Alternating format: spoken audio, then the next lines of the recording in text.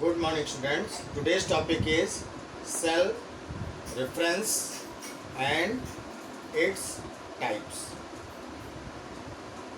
पिछले वीडियो में आपको बताया गया था कि सेल रेफरेंस या सेल रेंज किसी भी फार्मूले को अप्लाई करने के लिए सेल्स के बीच उनका कोरिलेशन होता है, जिसमें मेन होता है उसका एड्रेस, और वो एड्रेस ही सेल रेफरेंस या रेंज कहलाता है। इसको और विस्तार से समझते हैं।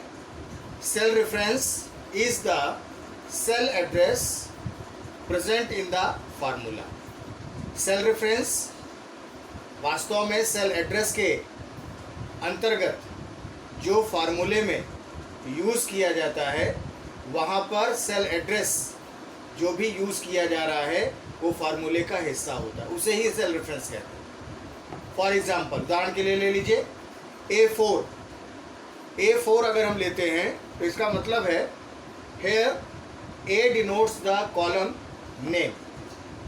जो A लिखा हुआ है, ABCD जो नाम होते हैं कॉलम्स के, ABCDEF, इस तरह से जो वर्टिकल लाइंस होती हैं उनके ऊपर टाइटल रखा होता है, हर एक लाइन के ऊपर एक नाम होता है, उसे कहते हैं कॉलम नेम। और जो पहला अक्षर होता है वो अक्षर कॉलम नेम को ही इंडिकेट करता है। इसके बाद लिखा है 4 डिनोट्स द रो नंबर। आप इस साइड में देखते हैं किसी भी शीट के, तो यहाँ पर 1 2 3 4 5 6 7 8 9 10 ऐसे नंबरिंग होती है। वो नंबरिंग जो होती है वो हॉरिजॉन्टल रो का नंबर होता है।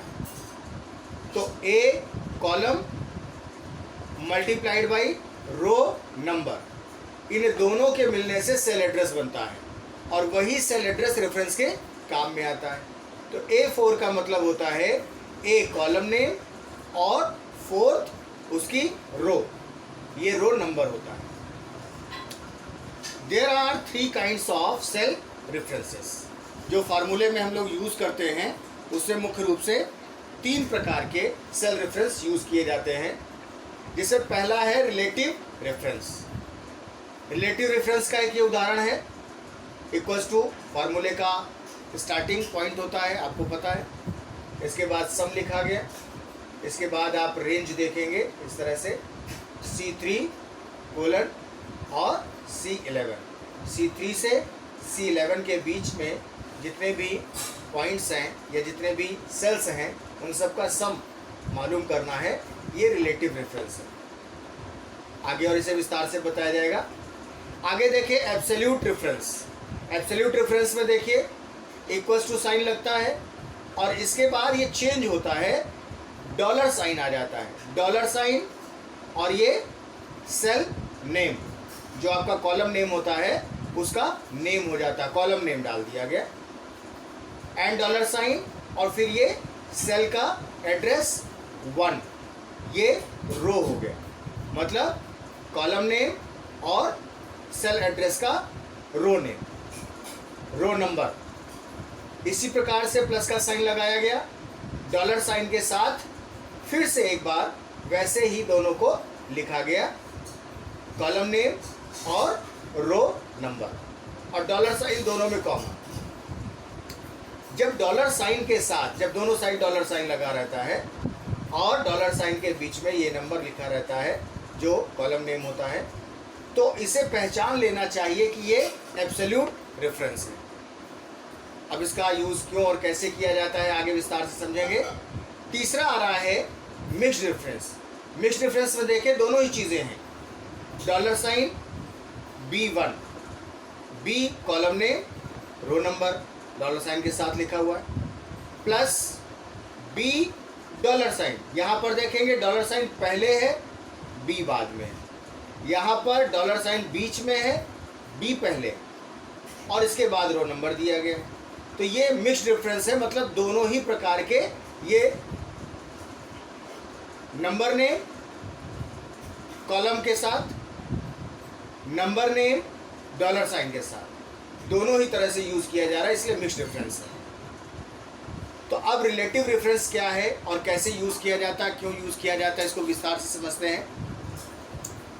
Relative reference is the cell और range are mostly based on the position relative to the cell, क्योंकि जो सेल्स होते हैं वे उसके रिलेटिव होते हैं। मीन्स जो कॉलम नंबर है और सेल नंबर है, इन दोनों की पोजीशंस एक दूसरे के साथ जुड़ी होती है, एक दूसरे के साथ संबंधित होती है। When the formula is copied और मूव टू अदर सेल्स, और जब हम किसी फार्मूले को कॉपी करते हैं या किसी दूसरी सेल पर ले जाते हैं, the reference cell gets modified automatically. जो रेफरेंस सेल्स हैं वे अपने आप मॉडिफाई हो जाती है, चेंज हो जाती हैं।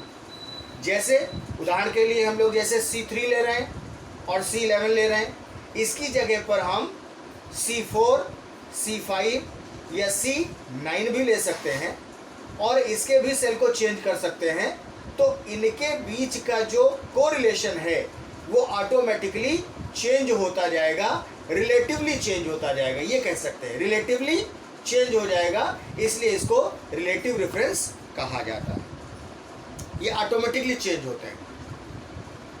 और इसको फॉलो करने के लिए हम जैसे स्टेप लेते थे, जिस सेल पर इसका आपको फार्मूला फिट करना है, लगाना है, वहाँ पर ले जा करके आप सिंपली जैसे प्लस करने के लिए, माइनस करने के लिए, मल्टीप्लिकेशन डिवीज़न के लिए, यूज़ करने के लिए हम लोग सेल रेफरेंस लेते थे, वैसे ही ले लेंगे और आसानी से इसको यूज़ कर सकते हैं। अब दूसरा है एब्सोल्यूट रेफरेंस। एब्सोल्यूट रेफरेंस में क्या होता है? Absolute reference is used when the cell address does not have to be changed on copying the formula to another cell. इसमें जब कोई फार्मूला कॉपी किया जाता है या किसी दूसरी सेल में मूव कराया जाता है तो इसका सेल एड्रेस जो होता है वो चेंज नहीं होता, वो कांस्टेंट रहता है। जैसे उदाहरण के लिए ले सकते हैं आप, for making absolute reference of a formula add dollar sign before the column और रो नंबर। जब भी हमें एब्सोल्यूट रेफरेंस बनाना होता है, फार्मूले के अंदर यूज़ करना होता है, तो हम डॉलर साइन का यूज़ कर देते हैं कॉलम नेम के साथ में और फिर रो नंबर के साथ में। जैसे यहाँ दिखाया गया है, कॉलम नेम के साथ यूज़ किया गया डॉलर साइन, यहाँ रो नंबर के साथ डॉलर साइन यूज़ किया गया।